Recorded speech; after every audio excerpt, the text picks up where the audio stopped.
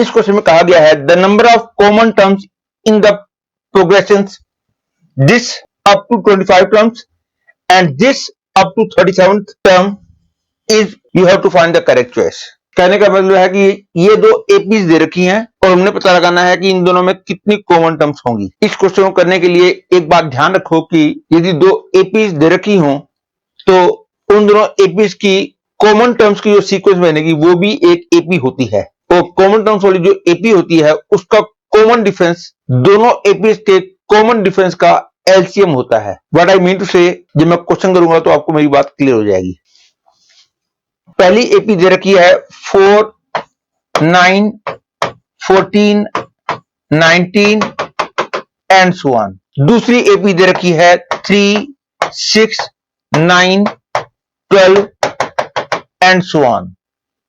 इसमें 25 टर्म्स है, इसमें 37 टर्म्स है। आप देख सकते हो कि इन दोनों में फर्स्ट कॉमन टर्म जो है वो 9 है। ये भी क्लियर है कि इस एपी का कॉमन डिफरेंस 5 है, इस एपी का कॉमन डिफरेंस 3 है और 5 और 3 का एलसीएम जो है 15 होता है। तो इसका मतलब हो गया ये जो कॉमन टर्म की जो सीक्वेंस बनेगी वो भी एक एपी होगी और उसका कॉमन डिफरेंस 15 होगा। तो 9 plus 15 is 24, 24 plus 15 is 39 and so on. आप देखना चाहो तो देख भी सकते हो कि आप आगे की टर्म्स लिखो, इसमें भी आगे की टर्म्स लिखो, आप देखोगे कि अगली कॉमन टर्म जो है वो 24 ही आएगी।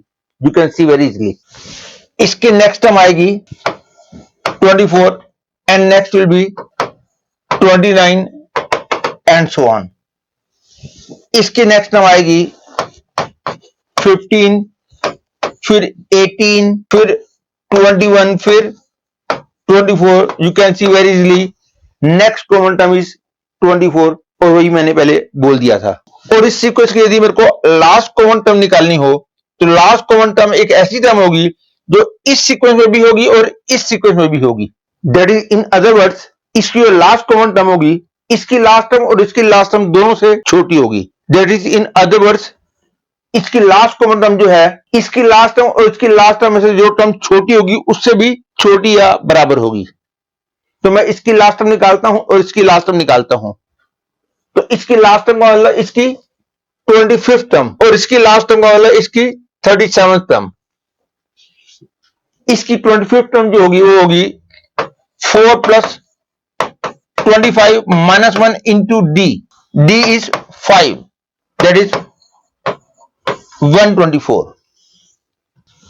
और इसकी 37th टर्म जो होगी that will be 3 plus 37 minus 1 into D. D is 3।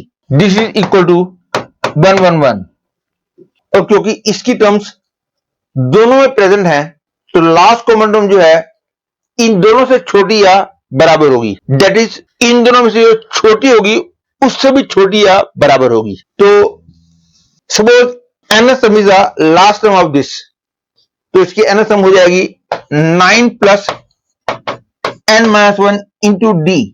d is 15. This should be less than or equal to 111 क्योंकि इन दोनों में से छोटा 111 है and this means n minus 1 into 15 is less than equal to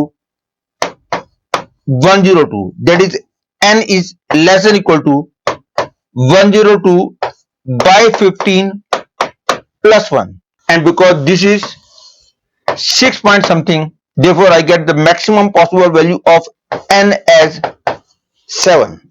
Hence I conclude that third choice is the correct choice.